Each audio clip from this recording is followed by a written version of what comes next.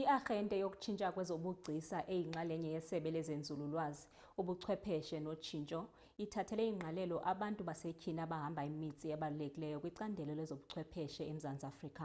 Kumsitho obubanjelwe namhlanje eSandton kuye kwaboniswa imveliso ezintsha ezenziwe ngoosomashishini ababhinqileyo ukuqaqambisa inguqu yokwenyani nebambekayo eyenzeka kushishino lobuchwepheshe. Namhlanje Sandton Technology Innovation Agency igubha umlando wokuklonyeliswa kwabesifazane kwezobuchwepheshe abavela ezifundazweni ezahlukahlukene.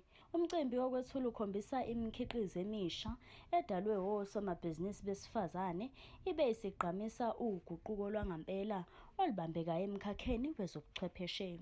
Ndibulela kakhulu nge-support ka-Technology Innovation Agency together with the Department of Science, Technology and Innovation, because through their support, Sinako, Ukbasi established centers. Also, I'm the founder of Embo Digital and Green Technologies, a center for entrepreneurship and innovation that is based in Ngobo, Ezlalini.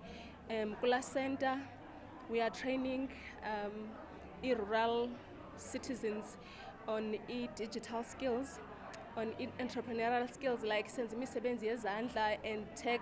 Kanomunye wabesifazane othe waklonyeliswa udlulise amazwi okubonga kwi-Technology Innovation Agency wabesenqanqa bonke abesifazane ukuba baphumele ngaphandle bazame emkhakheni wezamabhizinisi. Coming here as well, it was really humbling and really encouraging to know that the government, particularly DSTI, they see us, through TIA, that the work that we do, whether it's enabling activities, whether it's supporting entrepreneurship in whichever part of the innovation process, that's what I'm here for. Also to receive an award, which really is a privilege and an honor, because sometimes you do this work and you feel like, is somebody seeing is the impact?